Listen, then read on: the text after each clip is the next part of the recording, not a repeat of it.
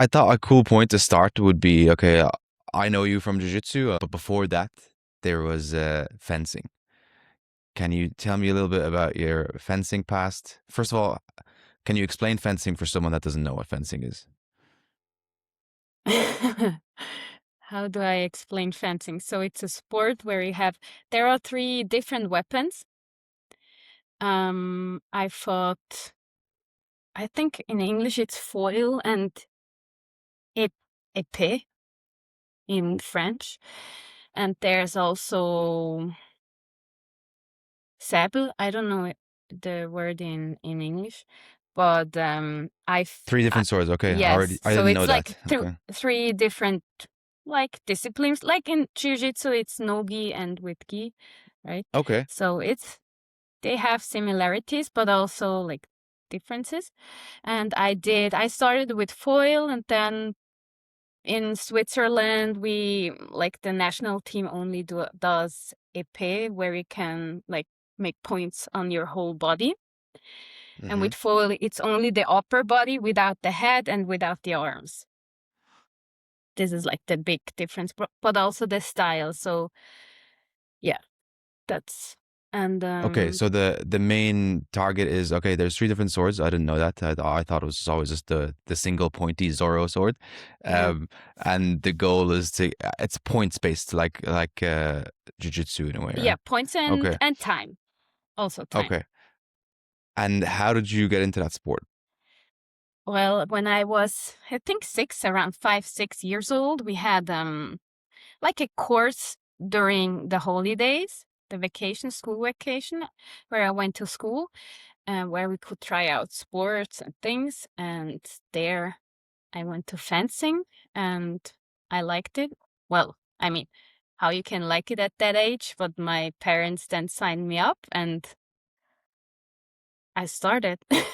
Okay, did you enjoy it as a kid? Yeah. Were you like, okay, this is fun? Like, Well, I don't, when you ask me this question, it's a good question because I can't say if at the age of 5, if I was like, okay, I like it or not. I don't have like I can't remember the feeling, but I think I liked it. Otherwise, probably my parents would have, I mean, you weren't crying going yeah, to each class. yeah.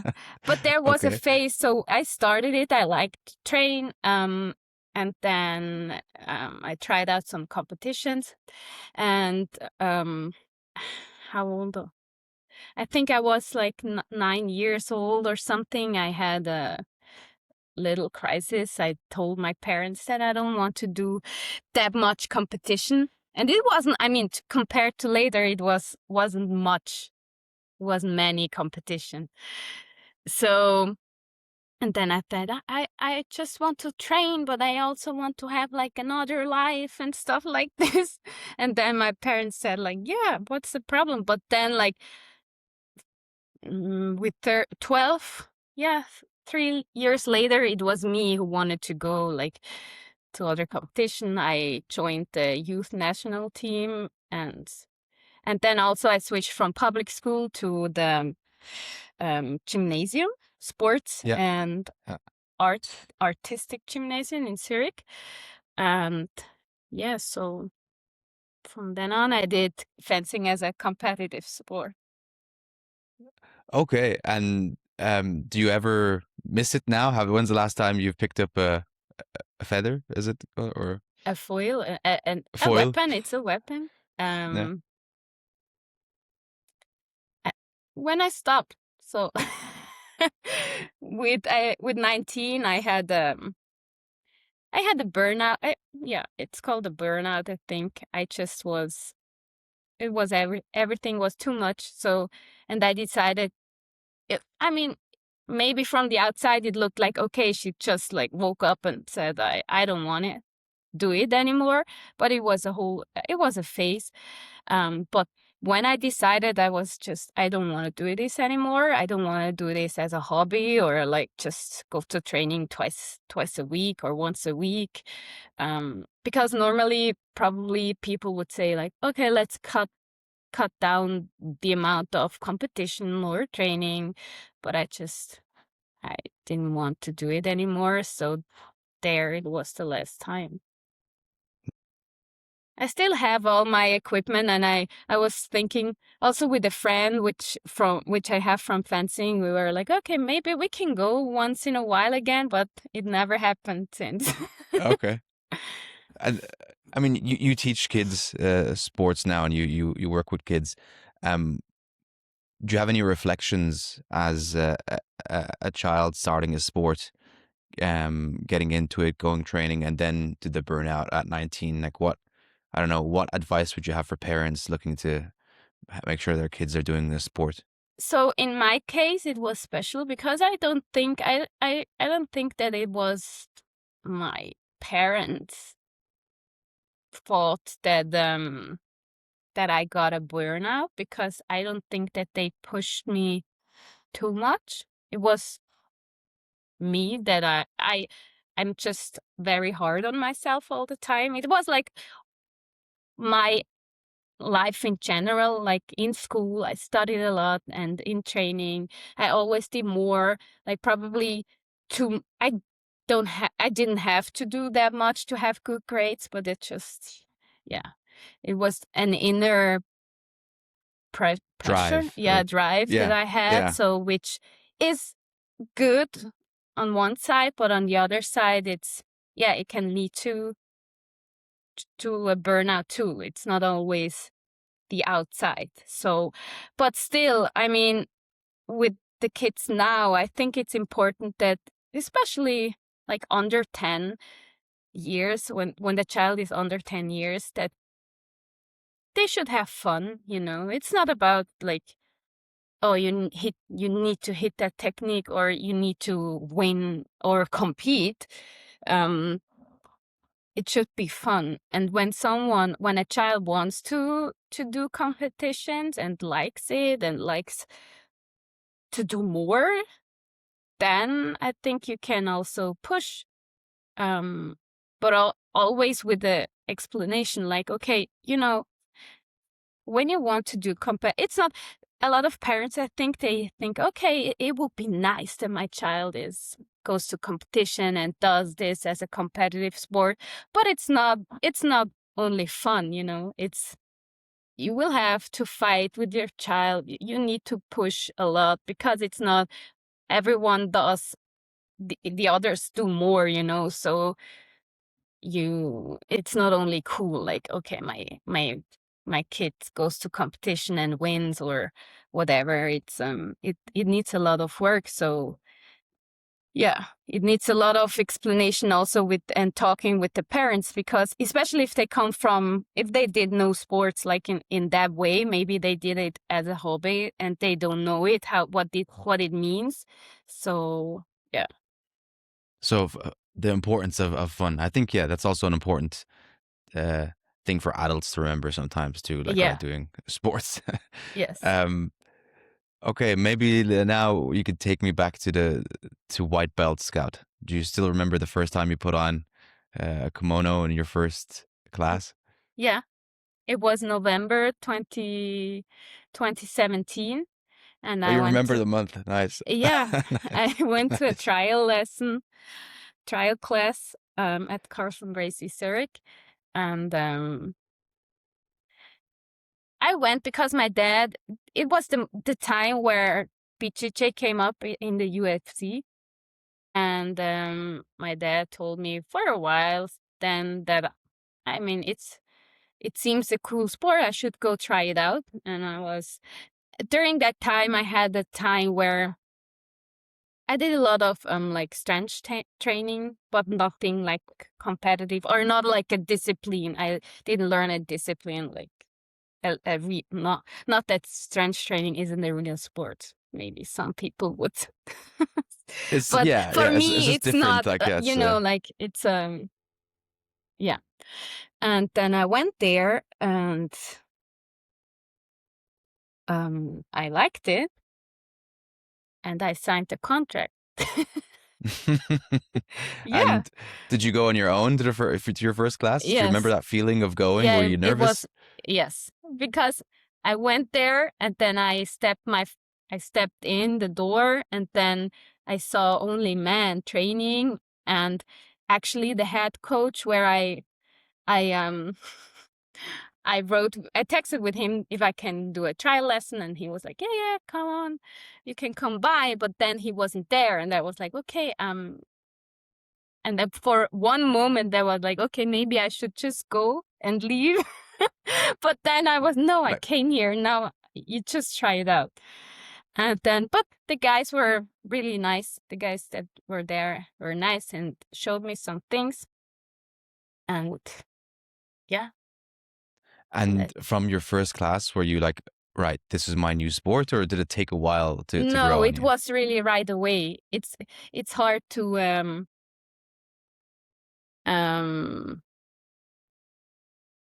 hard to describe,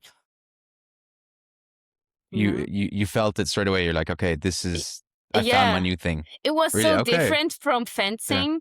I mean, it was so different, but also has similarities that I thought, yeah, this is for me. Do you remember what your first class was like? Did you spar a bit, or is this technique, Hmm, or Actually, I can't remember if we did a little bit of sparring, but it was more technique, I think. okay? It's just And like was that your first martial art? Did you do a martial art before this, or was it fencing then jiu-jitsu? no, Muay Thai. I did Muay Thai too Okay, okay. for So 3 you years. weren't unfamiliar with doing a martial art. Yeah. Okay. And what was the jiu-jitsu journey for you like? Did you ever, so you loved it, you enjoyed going, but did you ever take a long pause from an injury, or did you ever nearly quit? Did you Oh, have the blue belt I phase nearly where I nearly quit a lot of times. Tell me Because more about that. yeah, it's a hard sport, you know? It's like, it can be depressing. Especially, I mean, I don't want to say like, oh, I'm a woman or like I have it more difficult or something, but if you train with mainly men, and even if they are small men, you know, it's still hard. And for me, I think the hardest part was that when I was drilling a technique, and I thought like, okay, I want to do it in sparring. It almost never worked Hmm. because they just were stronger or bigger or heavier. So for me, this was also a reason why I like to compete, because then I realized that, okay, I still can something, like something works. Yeah. You like yeah. Um, And coming back to well, actually, we'll come back to the competition part.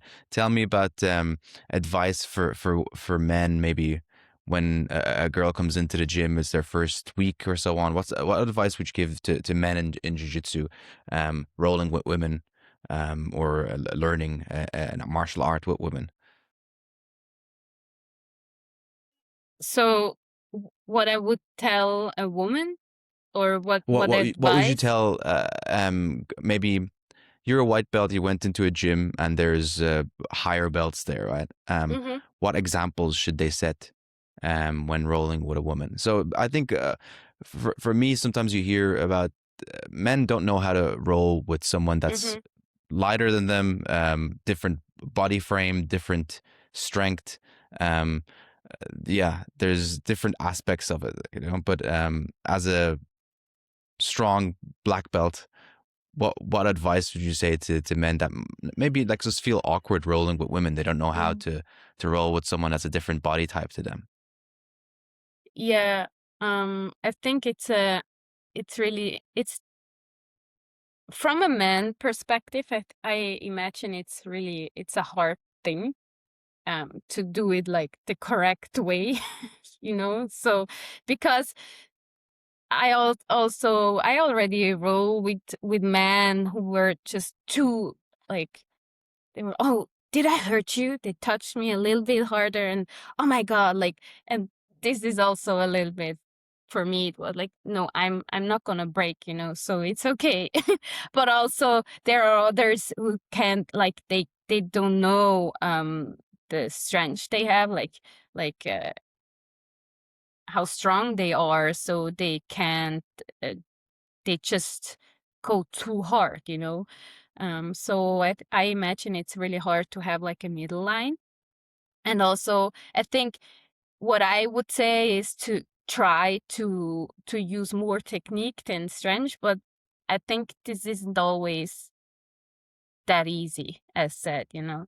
Especially if you have, I think in the beginning, if it's a white, but if the woman is a white belt and doesn't know much, I think it's easier. So you can show her things, and it's more like a flow role and like a teaching thing. But then when she gets better, it's more like, okay, then a lot of men get like pressure back, and they sometimes they absorb it in a little bit wrong way and push back at much harder, you know, because they feel they get pressure, and it's hard to like channel it and just still not like go with too much strength.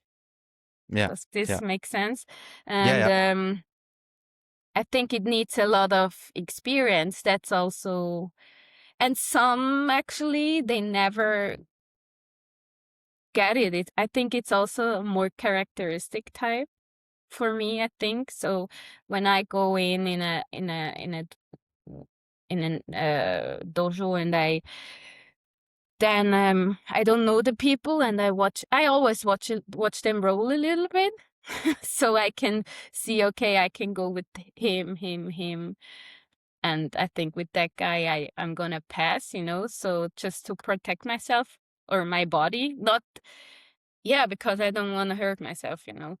I don't like to like give men advice how they should roll, because I don't know how it is to roll like as a man with a woman, you know. It's really hard to to give an advice, you know. Like, I don't know. I think it's really hard because I especially I'm a small woman, so I'm like all at the other end of the whole uh, how diversity of people. So maybe if I would be a bigger, a taller, heavier woman, it would also be, I would know the feeling a little bit, you know, like when I go with Yeah. smaller, but I'm always the smallest almost.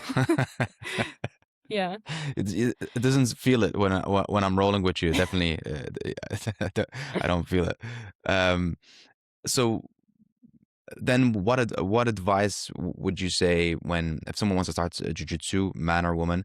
Um, what do you look out for a gym when you first sign up for a gym or go for a trial class? I think that's one of the most common questions that at least I hear when someone wants to start. Hmm. Oh, yeah, I'm always curious about what to say to people about, okay, well, go to a gym and what energy should you look out for? First of all, I think when there is kids training and women training, it's a good sign. Um, Especially if there is a bunch of women or a lot of kids, I think this means it's really good. It's always a little bit strange if it's only men, because nowadays a lot of um women want to start, so but they look for like a special, yeah, atmosphere. And also so when you step into the room, there should be someone like greeting you. It doesn't have to be like the professor, because maybe he's teaching or something, but also the other people who train there, so you can already feel like how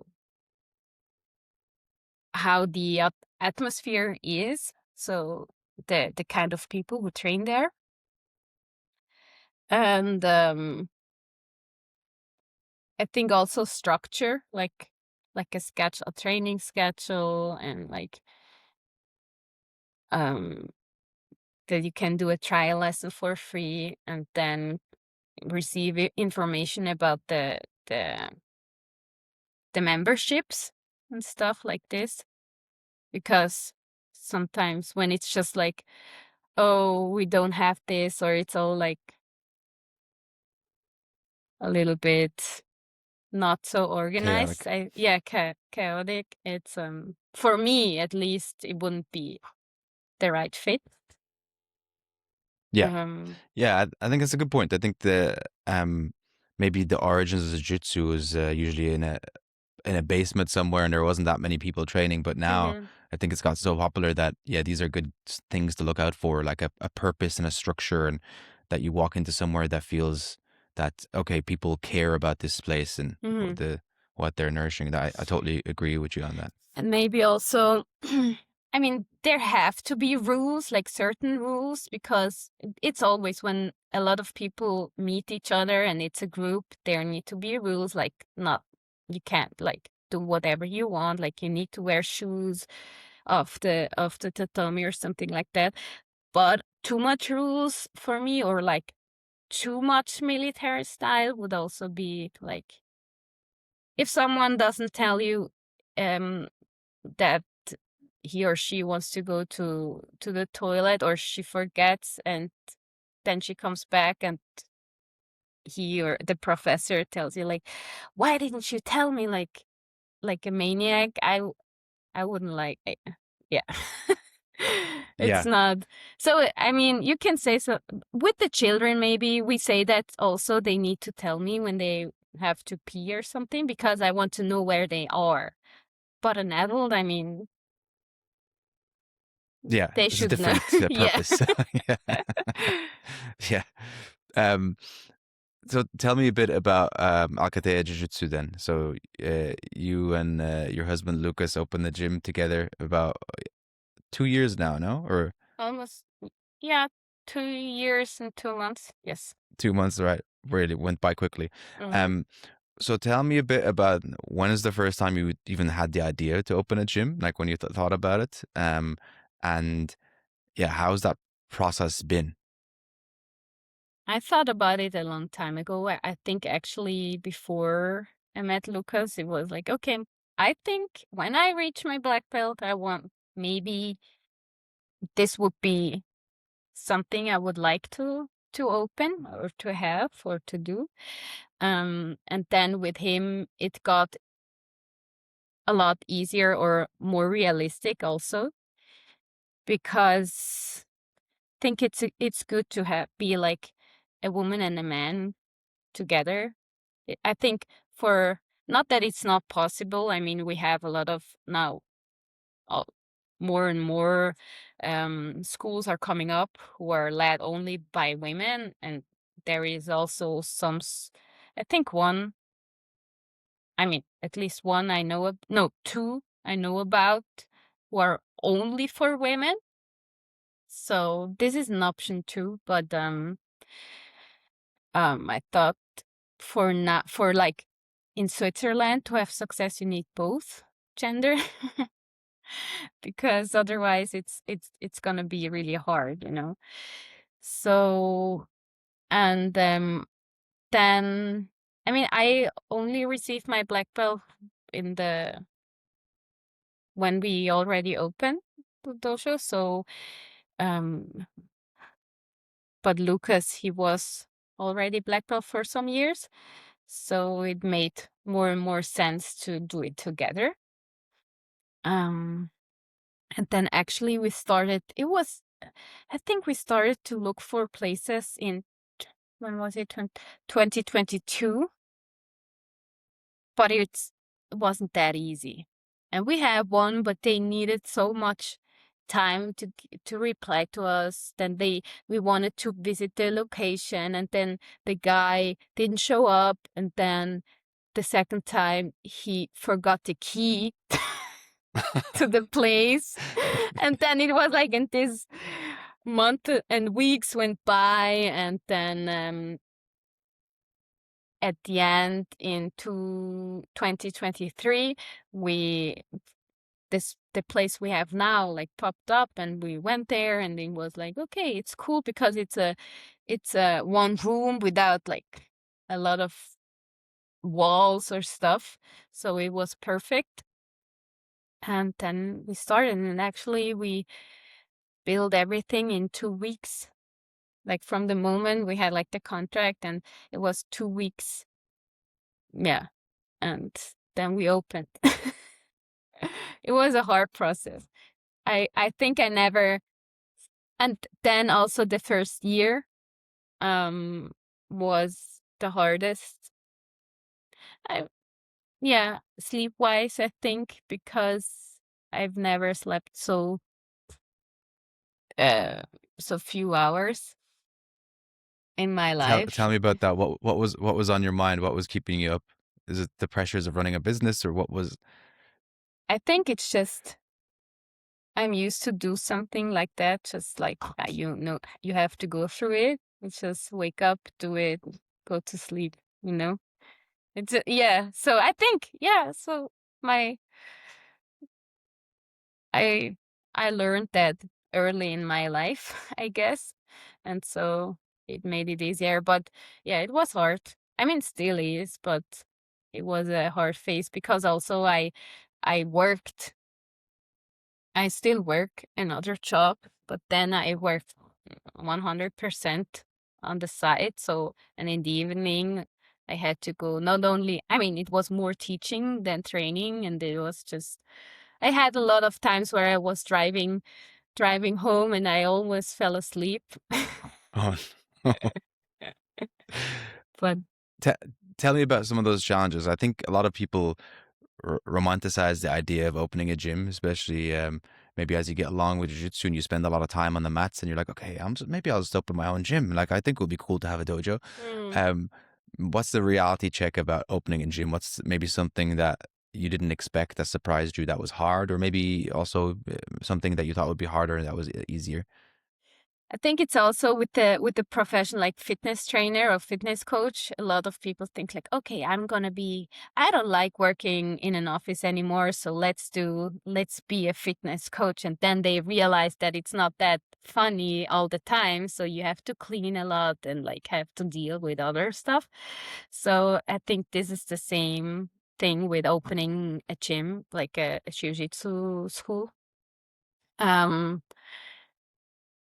a lot of things are happening like back office. In the back office you need to organize a lot of things, and then especially in the beginning you're learning by doing, you know, like I don't know, I mean, I studied fitness economics, so we had a little things like how you open your own firm and stuff, but it's theory, you know. Yeah. So, and you just need to do it and to do mistakes and um go back, do it better, and then you can go forward. So we had a lot of, especially with like not so funny things like insurance or how we do it with like the whole salary part. um This, I think, was the most difficult part for me, because the other part was like obvious, you know, like we put up we put up mats and then we teach what we know, you know.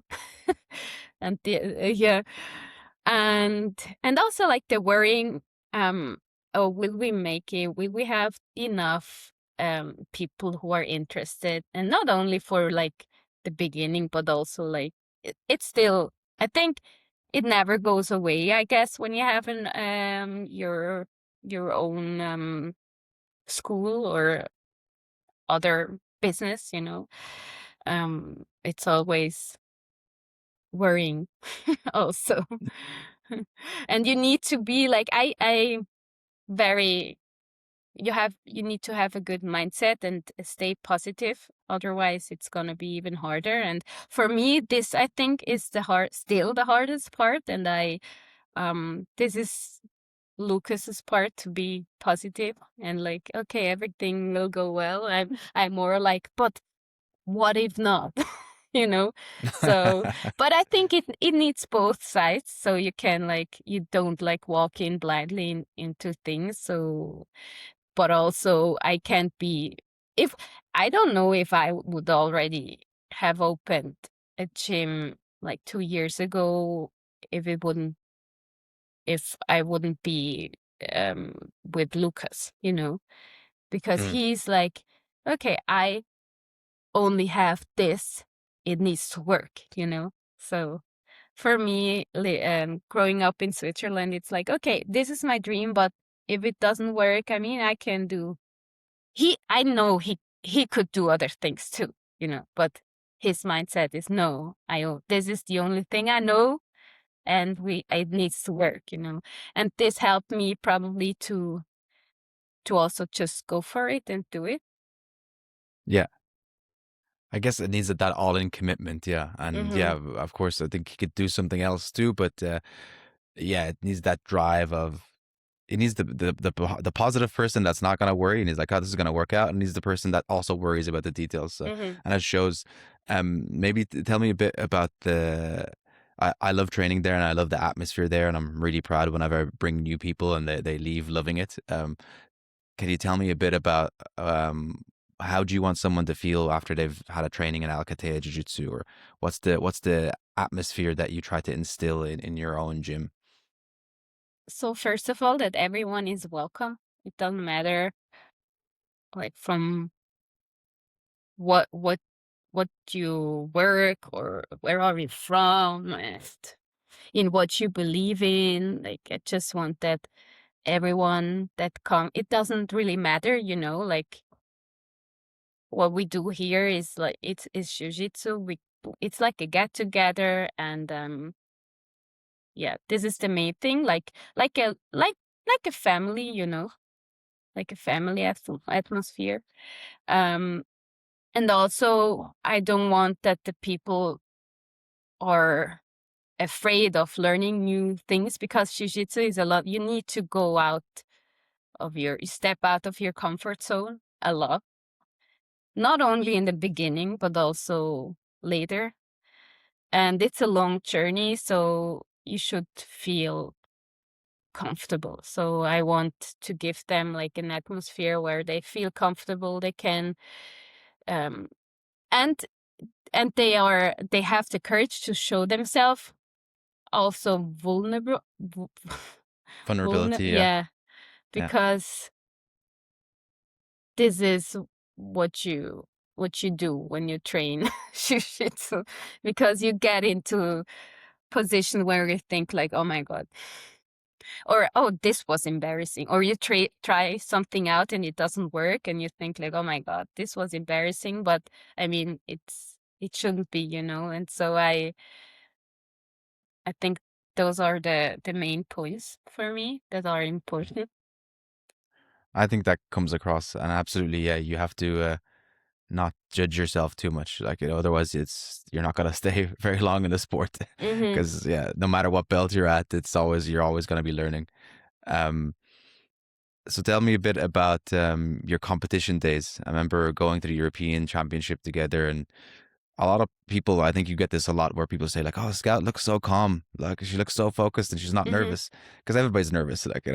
Um, can you tell me a little bit about your competition experience, your routines, maybe something that from the fencing days that you carried into jiu-jitsu, or I think a lot from my fencing days I carry into jiu-jitsu, especially competition wise.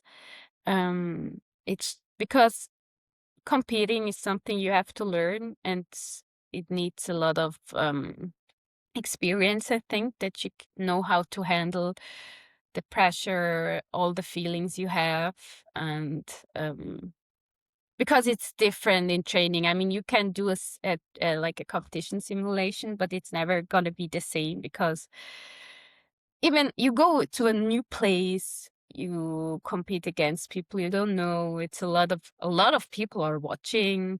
Um, the sound in the place. But honestly, it's not for me.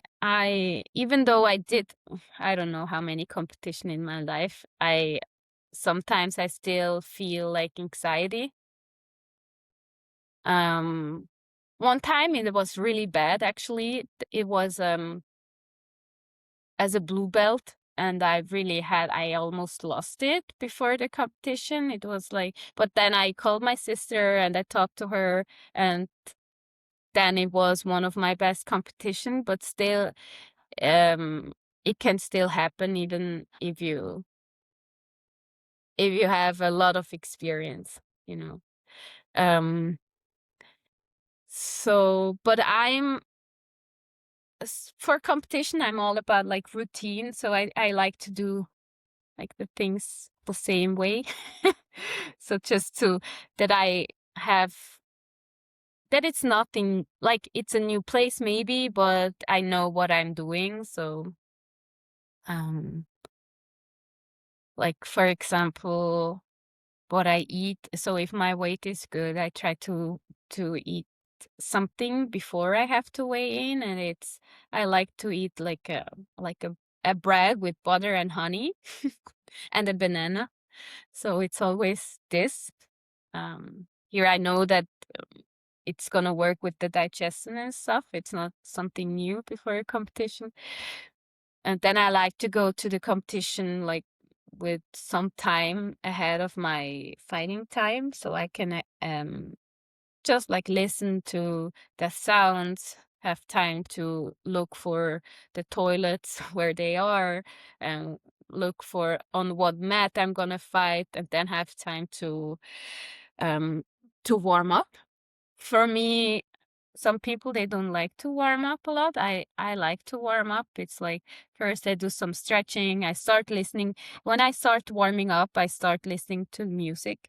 Normally before I don't listen to music because I want to hear the voices and everything. And then when I warm up, I start listening my music and I stretch a little bit, and then I like to do some drills just to get my heart rate up, and like a little coordination stuff. Um, and then sometimes I do, when there is someone I know, like if Lucas comes with me, for example, I do a little bit of flow roll or just a movement or the techniques I like to do. Um, and then it's okay. Then I think like the jiu-jitsu warm up is like finished, and then I just try to keep my heart rate up, like with jumping or running a little bit, listening to music, and then I'm ready to go. That's sounds good. I'm ready to go now just to hear that routine. What do you tell someone if it's their first time competing? I think people get super anxious about that and also worry about being nervous because they think, oh, I shouldn't be nervous. What would your be advice to maybe a white belt doing their first competition? First of all, it's normal to be nervous. Everyone is nervous, like you said too. Um, you just need to learn how to deal with it. Like maybe I like to breathe, like um it's how do I explain that? Like to breathe in the feeling and breathe it out, like not to allow to get the that you're feeling like nervous and anxiety gets the upper hand, like because I always say it's good to feel nervous, because otherwise you wouldn't fight well either, because you would be just flat. So you need some adrenaline to get going. Um, and for me, it always helps to listen to music and to move. And when I warmed up, I'm not that nervous anymore, because then I switch to airplane mode, or not the airplane mode, but airplane mode. And also like I just function. I can, Yeah. I also tell when someone competes, that now you don't have to worry about the techniques or what you know anymore. I mean, you can worry about that tomorrow, but not today, because now you can what you can. You won't learn something new now, before you compete, like 1 minute before you compete. So you just go and let it happen, because everything will come, and the other stuff, we need to work on it the day after. So, Yeah. and Just also I just be try present. I try to tell the kids and also adults that it doesn't matter if you win or lose, actually, because, and then sometimes they are like, why? Like, and then, what are you gonna do tomorrow when you win? And they say, yeah, I'm going whatever, to work, to training, to school. Okay. And what are you doing when you lose? Like, and then they say, tell me the same thing. Like, okay, so, like, for your whole, like, your life structure or what you do in your life, it doesn't really matter. Just go, try to do your best, and then reset. I think that's great advice, and that's a great mentality. Yeah, because it's only like maybe it's 5 minutes for a match or 6 minutes for a match, and yeah. Yeah, but Um, I had this, I know it's also easier to say it than do it and feel it, because I remember especially when in my fencing days, for me, sometimes a fight it seemed like it's my life, and when I lose and I'm out of the competition, it felt like, oh, I died, like in a dramatic way, like, okay, and now I just lost everything. But I think especially for kids and juveniles, it's hard because it's probably really everything they do and everything they have at that moment. And so it feels like really overwhelming when they lose, and it needs some time to realize that actually, yeah, it doesn't really matter. Maybe, yeah, you know. yeah, yeah, yeah. It's a learning process overall, Hmm. on and off the mat, and yeah. Um, so maybe just to wrap up about the jiu-jitsu, what would you say it takes to become a black belt in jiu-jitsu? What's the key ingredients? The main ingredient is to just keep going, because it's a long journey, and it doesn't matter if you have bad trainings, if you lose during training, it doesn't matter. It doesn't matter if you know every technique, because no one knows every technique. Even black belt, like 50 years, guys who have the black belt for already 50 or more years, they don't know everything, because jiu-jitsu is so complex. It's, I think, one of the most complex sports that exists, because you can learn so many. There isn't even a book where you can, like, oh, I want to know every technique. So no, it it doesn't exist. So just keep going and don't be too hard on yourself, especially during training. Um, like I said, it doesn't matter if you lose, if you have a bad training or something. It's only one tiny part of your whole journey. And it's not only about the, like, the jiu-jitsu part, like the technique part. It's also the things around, like what you learn by doing jiu-jitsu, like, um yeah, being humble, trying again to stand up when you fail. um yeah, get out of your comfort zone, where not, especially the grown-ups have difficulty with that, I think, because they are so secure in the daily business they do, and it's hard to, like, do something new and be like a beginner again, or a child again, or feel like a child. Not that this is a bad thing, this is a good thing. um yeah, I think this is the main, the 2 points, like, keep going and don't be too hard on yourself, because um I think for me, everyone can get a black belt if you don't stop. So don't stop.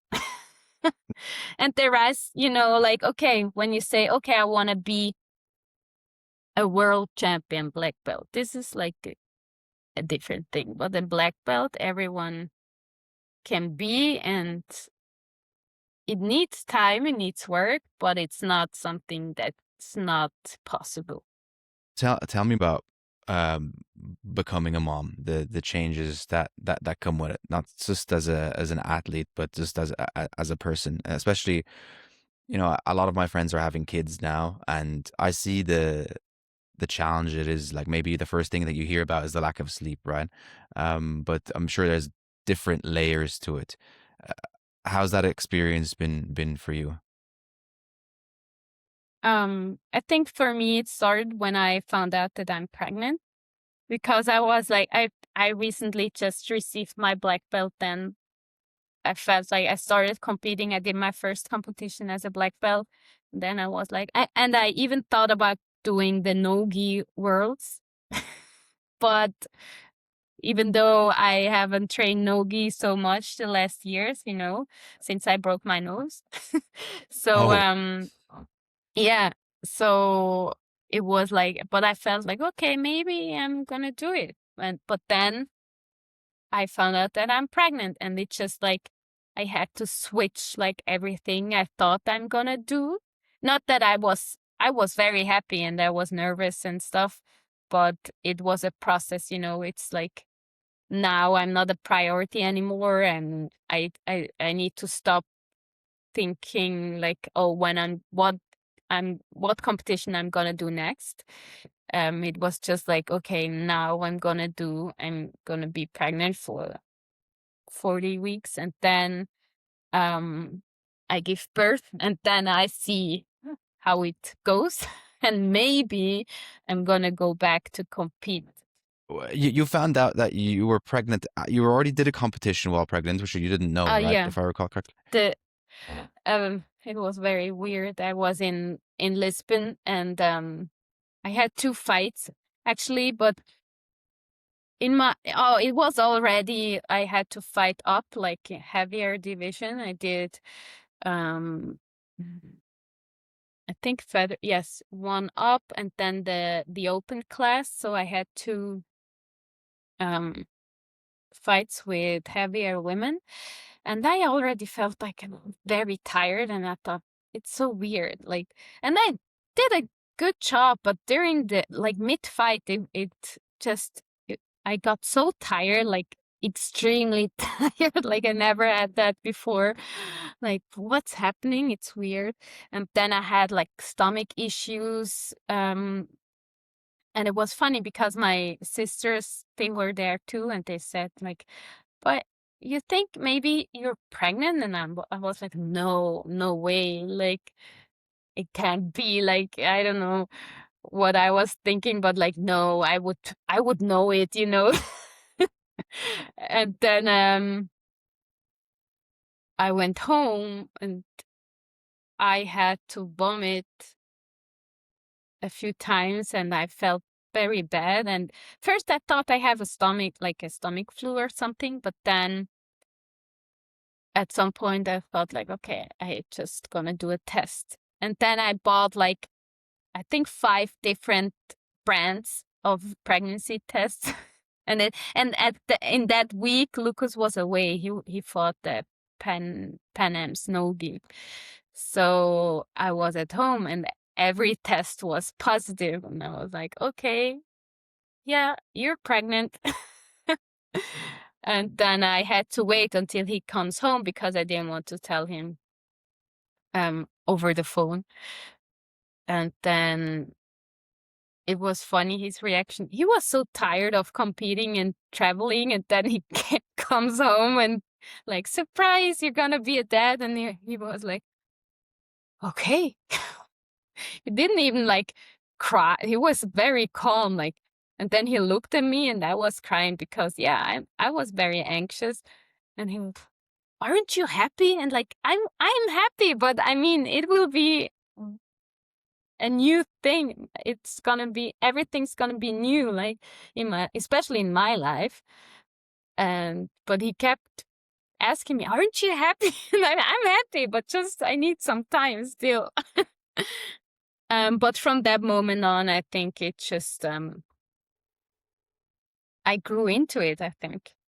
Like to put Yeah. my things aside, like my goals, like sports wise, because being a mom, not always, I have to say. I had a phase where I said like I don't want to have kids, but I think since the pandemic, I had the wish that I want to be a mom, because there, when the whole world stops, you think like, what do I have left? Like, so, and then it came really like, okay, I need to be a mom, because otherwise I'm just like, what am I gonna do?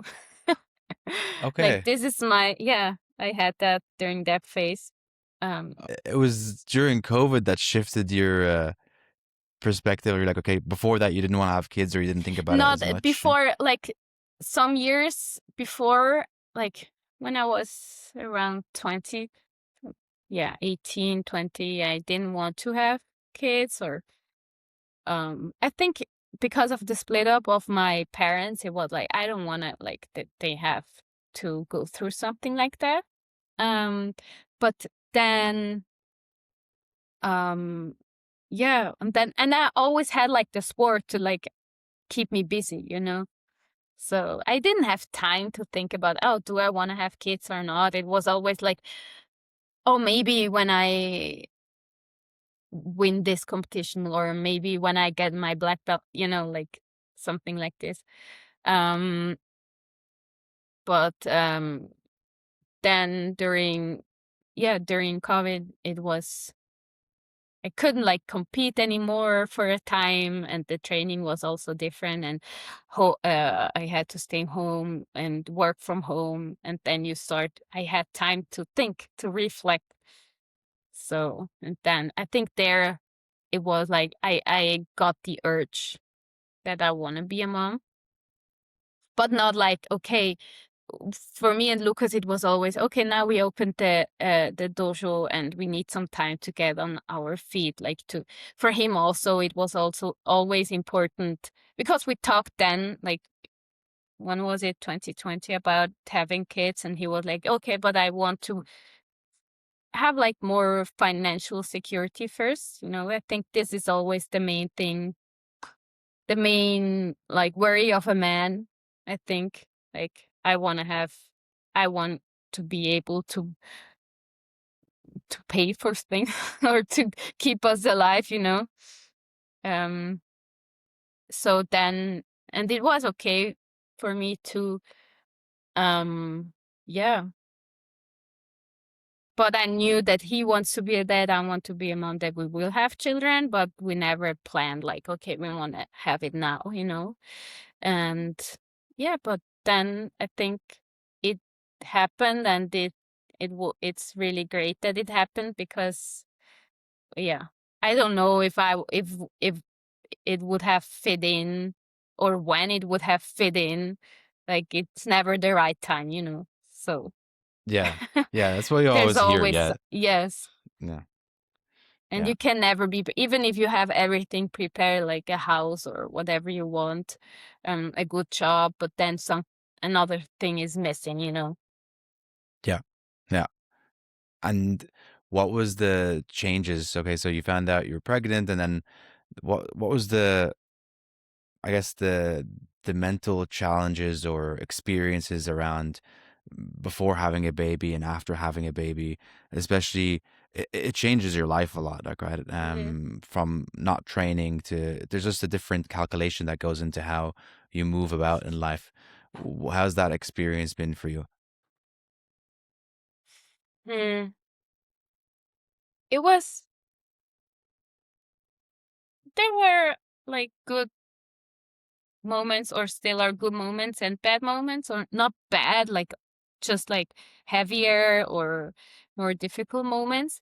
Um, because also we have to, when you're pregnant and also after birth, you have to deal a lot with hormonal shifts too. So um your body is changing. You're not, you realize fat, like, in the early days of pregnancy, that you're not like it's not you who decides anymore. It's the baby already. So um I think this was the biggest thing for me that I have to get used to, because normally I like to do my stuff. Like, I think I'm not very good, like I'm not a good team worker.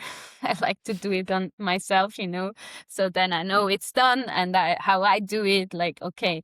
But then when I got pregnant, it shifted. I needed to trust also Lucas more, that he does things maybe not my way, but it's okay how he does it, like, to get. I think I'm a little bit of a control freak, so to just lose the control. This was hard, I think, in the beginning. I had to accept this a lot, especially then, also after birth, when in relation of like teaching and stuff, I had to just accept help, because I couldn't do it myself, everything, So this probably was the main thing that I had to learn, like accepting help, and it's okay when I can't do it all, Yeah. So Yeah. And I guess it's a lot of changes, right? Hormonally, and then also yeah, personally, if the you're used to body, doing and things. Yeah. yeah, you're dealing with so many things with the changes in your body, with the baby, and also your life in general, because you can't you and you won't be the same person, like, never again. Yeah. Because Yeah. yeah. And what about after having the baby? Maybe what's the, I can imagine the hormones there. There's a lot of changes and Yeah, emotions it's that still a come lot then. of yeah, it's still a lot of phases. And when you get used to a phase, a new phase is coming already.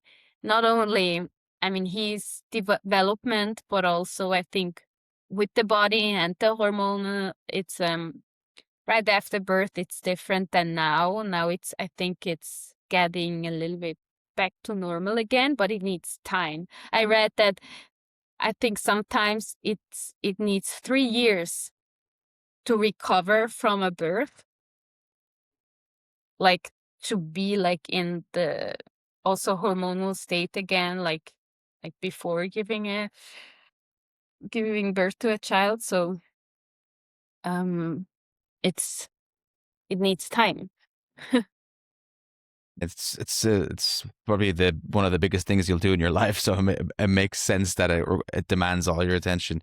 Can Hmm. can you can you give me an example of like what are some of the emotions or the hormones or the feelings that you go through, like um during that phase, just for maybe especially for men or also women that haven't experienced that, or like what what's there to, how can you understand it a bit more concretely, like, and do you have an example of something that you can share?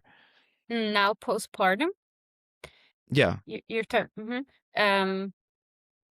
It's like someday you think you have all figured out, and then the next day it's just everything's upside down. You think like, okay, now we have a routine, and I wake up then, and then the night is like he doesn't sleep or something like that happens, and you have to shift everything, and it's no, you don't have a routine, so you get very humble. And then I learned to just live day after day, and this helped me a lot, because otherwise you always make plans and have expectation, but when you just say, okay, I'm gonna take every day and every night as it goes, it's better. So you don't have pressure like that. So because and also this phase now is when you look on one life entirely, it's only a tiny phase, It's 1 year or something. He never gonna need me that much again in his life. So it's okay, It's okay. I need to slow down. It's only, I think it's hard because our society doesn't think like that. Um, it's like, okay, now you gave birth, now you need to get back to work and do your things. So, and also with social media, you see women who like gave birth and then they win major competition, and you think like, but why can do they do that and I can't do it? But we always only see one tiny part. So this means that she has to give her little baby to someone else to look after, so that she can train. And then I always have to like discuss with myself what is okay for me. So, and then I chose like, okay, for me it's more important to be with my baby than to train, for example. So, and when I figured that out, it became a lot easier. Hmm. Hmm.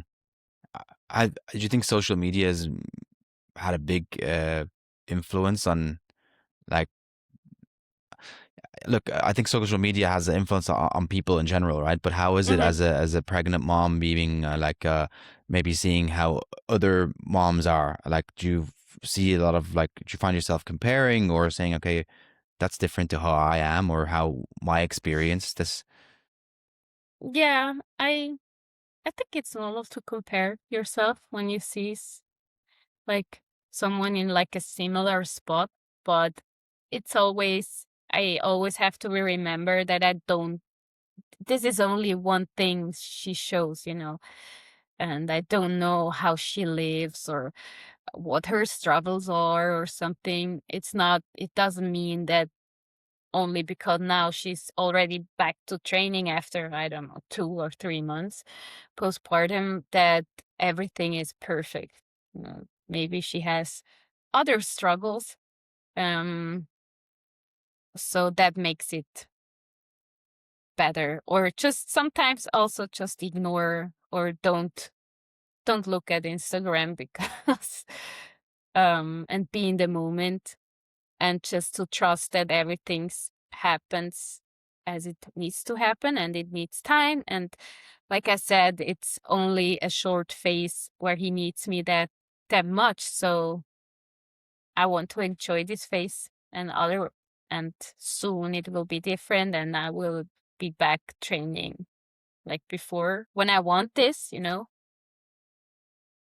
Yeah, so just be present in the moment. Yeah, because yeah, do you see him growing up as much as we do? Like, I see when if I don't see him for a few weeks, or maybe if I don't see him for a month, I'm like, oh wow, he's gotten a lot bigger. Do you see Yeah. that same leap? Is it the same Yeah. experience for you? Yeah. Yes. Because it's always like steps.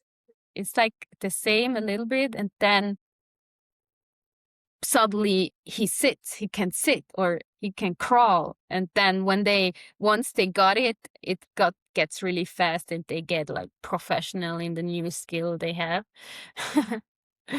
Yeah. There's just always growing and learning. Yeah. And what about I saw you. He's eating now slowly. Like, right. What's your?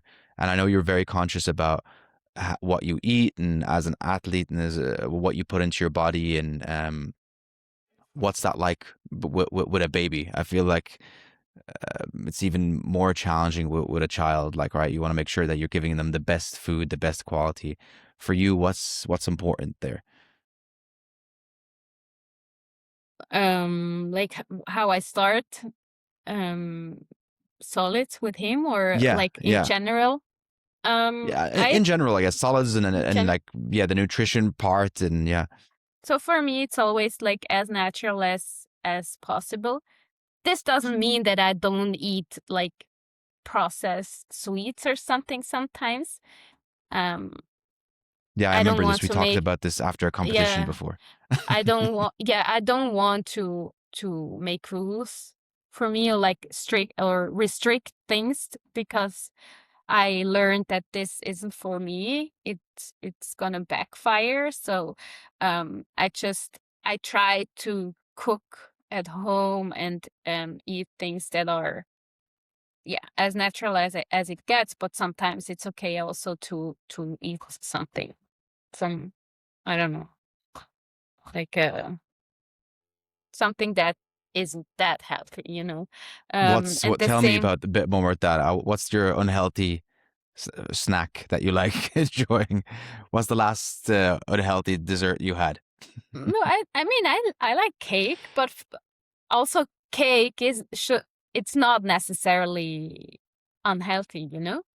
So Hmm. I don't really like processed like industrial sweets, or I mean I really don't like it when I eat it. It doesn't taste like the same. But if you do sweets at home, or someone did it, or like a good bakery, there aren't many, but um it's not for me. Only sugar, in my opinion, doesn't make something unhealthy, you know.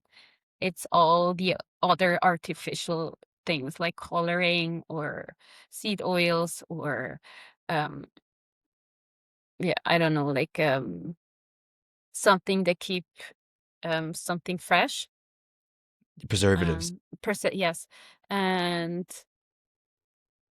because it's not natural that something is good for a long time. There are natural things to preserve something, like uh like vinegar or Uh, sugar, put it in sugar Fermenting, I or guess. Like, yeah, fermenting, yes. yeah. Um, but otherwise, it's just you need to eat it, and otherwise it gets bad, and um, that's okay.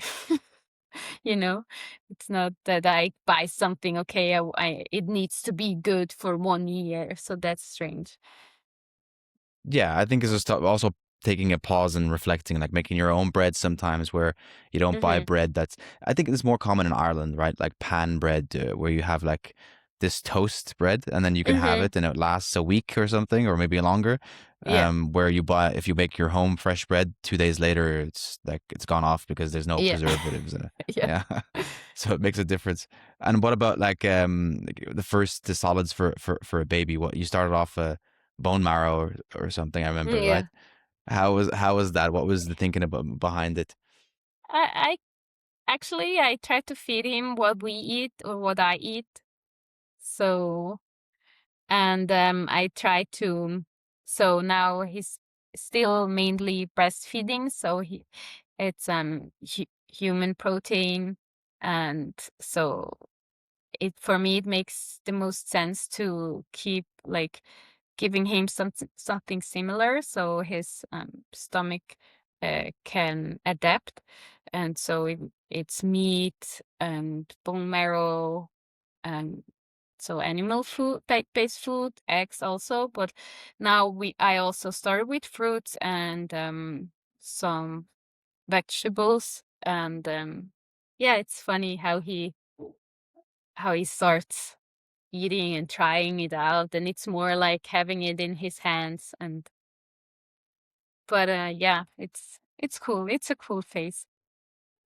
Yeah, I guess you get to experience him experiencing new foods for the first time. Like, this is your first banana, or like this is his Yeah. first time ever eating or Yeah. tasting a fruit. Like, Yeah. cool, cool.